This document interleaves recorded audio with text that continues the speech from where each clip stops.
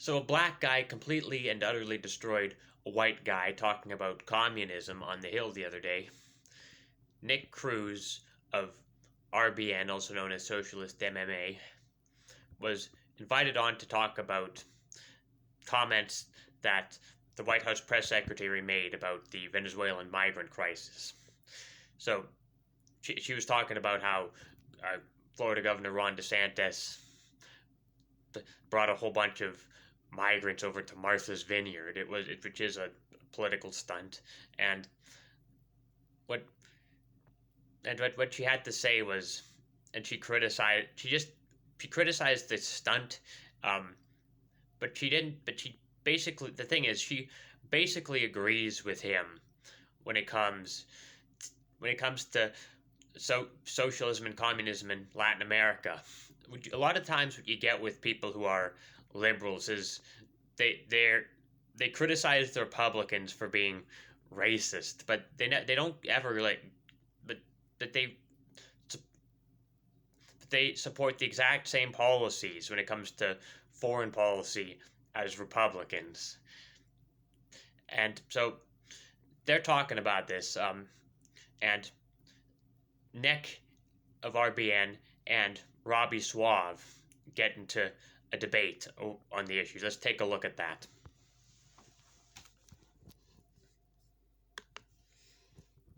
Secretary Karine Jean-Pierre blamed the current immigration crisis on a flow of migrants fleeing authoritarian regimes in Latin America, and chastised Florida Governor Ron DeSantis for exploiting, quote, victims of communism by flying them to Martha's Vineyard. Let's watch.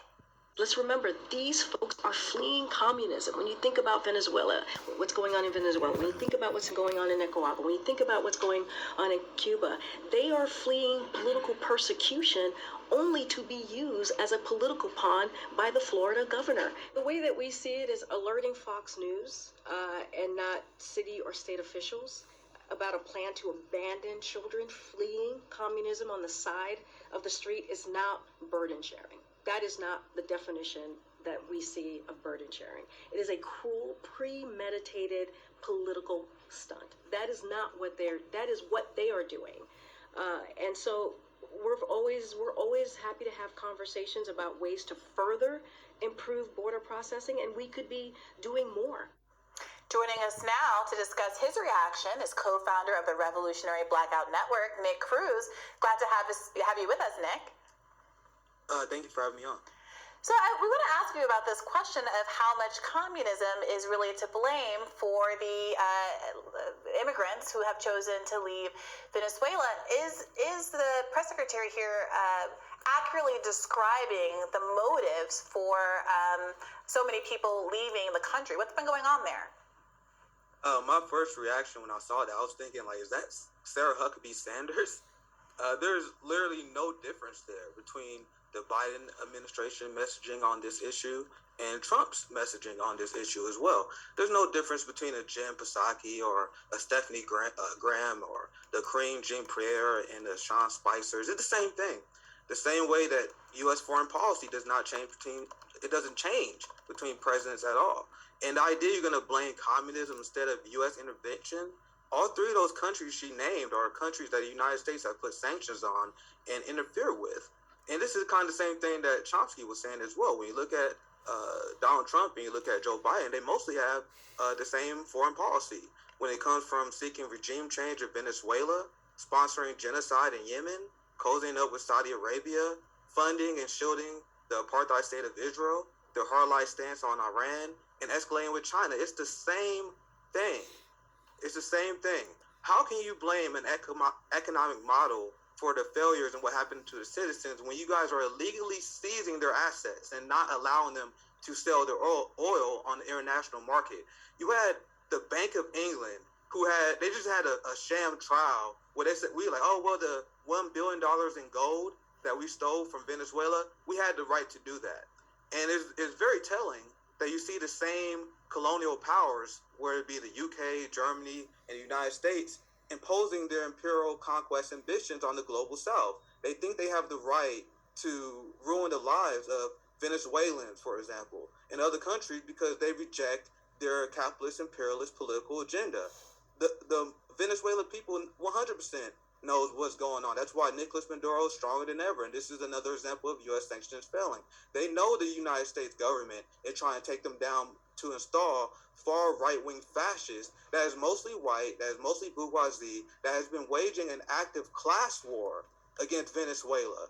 When you look at Nicolas Maduro and the socialist revolution that started 20 years ago, that is mostly supported by black, indigenous, and poor people. And you have the white bourgeoisie who in charge of the media, who run all the companies. They have been waging a class war backed by the United States, backed and supported by the United States.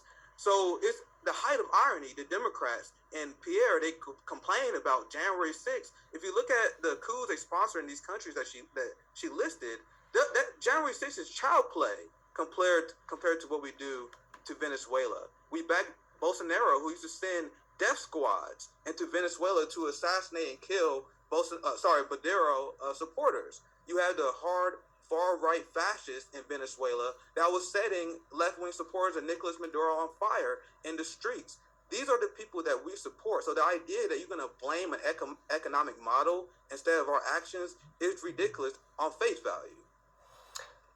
Okay, look, I also oppose many of the policies you just mentioned, the support for regime change. I would get rid of all these sanctions too. But, let's not gloss over the long history of corruption and political persecution by left-wing regimes in all of these countries as well, under policies that have totally immiserated Cuba. Look, he's smiling, he's laughing at the idea that the economic policies that in Venezuela are the reason why the country's in the situation that it's in. It's hilarious. Cuba and Venezuela, it's on and on and on. I think it's laughable to say it's all the U.S.'s fault. So Cuba has a higher life expectancy than the United States, a higher literacy rate, a much better healthcare system, despite the fact that the United States stole billions of dollars from them. So I'm asking you, Robby, what's the excuse for the United States? Of course, there are always missteps that governments make, but the United States is the richest empire that we ever... Do you see that? He went... He laughed when he said that. All Nick said was, there are always missteps that governments make, which is true whether you're talking about capitalist governments or socialist communist governments. But for some reason he's smugly snarked at that. Ever seen. 1 out of 5 children live in poverty in this country. If you look at Skid Row, I am asking you, what is the excuse for the United States? You have Venezuela, you have Cuba, you have all these countries that has been the victim of U.S. economic war that you guys call sanctions. Sanctions is seized warfare. You guys locked out Venezuela from the international market, you blame their economic system. We have the record amount of income inequality in this country that is higher than the era of serfdom. So, Robby, what's the excuse for capitalists? Who's sanctioning us? I don't think Skid Row, the collapse of American cities under progressive, liberal, democratic regimes is not really an indictment of... Under progressive, liberal, democratic regimes are the reason why there's poverty in cities. Trump policies or capitalist policies. We get to if it's so great in Cuba, why are they fleeing here? Why are they crossing shark-infested waters? Well, Robby, the point that Nick is making is that, if you really think it's the economic systems in Cuba or Venezuela that are so destructive, why not lift sanctions, let them sink or fall on their own merit, and then we can have a legitimate conversation about whether communism fails. But what so many people on the left are frustrated with is that there has never been a communist or socialist government that has been allowed to freely test the model without the economic war, I love how you put it there, Nick, against them that basically rigs the game from the start. There's also never been a communist regime that doesn't imprison political dissenters, cause deliberate famines. He said that there's never been a communist regime which doesn't imprison political dissenters. Dude, what do you think that the United States has got done to Julian Assange Edward Snowden, Chelsea Manning, as well as people like Fred Hampton, people who whistleblowers who were trying to expose the truth to the public about what their government is doing in Iraq and Afghanistan, what the military industrial complex and deep state are doing, and they get sentenced to prison for doing that. I mean, to be fair to Robby, Robby he is a libertarian, a libertarian capitalist. So what he would, and what libertarians want, they are against intervention, they are against war. However, he's a libertarian capitalist, so that means he doesn't think that the government should try and help give people health care or anything, or welfare or anything like that. He thinks people need to just pull themselves up by their bootstraps. He's against collectivism, and he thinks his idea, and he does, and the reason why he has such a negative perception of Latin America is because he does believe in this bedtime story that America is good because America is capitalist. I guess for Robby, freedom is when the workers, the boss, can do whatever they has complete and utter control over workers. So yeah, and Brianna, so but Robby did say he was against sanctions, and then Brianna Joy Gray said, well, how are we supposed to know that socialist governments, communist governments, don't work if they're always being sanctioned all the time? But let's not sanction them anymore. And that's the reason why. That's the reason why Robby thinks that communism's so bad, because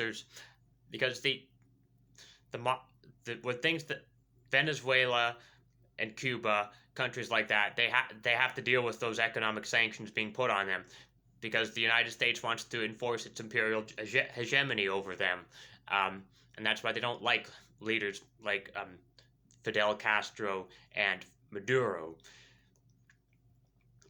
And I do think it's pretty remarkable what leaders like Fidel Castro, Evo Morales, and Hugo Chavez were able to do. That they're not Fidel and Chavez are dead, and Morales isn't in power anymore. But I think it's impressive what they've been able to accomplish in their own countries when they have economic sanctions put on them, as opposed to the United States, which is the world's richest country, most powerful country, but they have such economic inequality. I mean, if you're the richest country in the world, you should be able to give everyone health care. You should be able to give everyone education. Other countries have universal programs. The United States doesn't have any.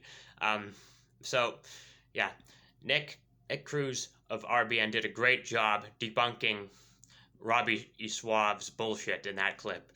There you have it.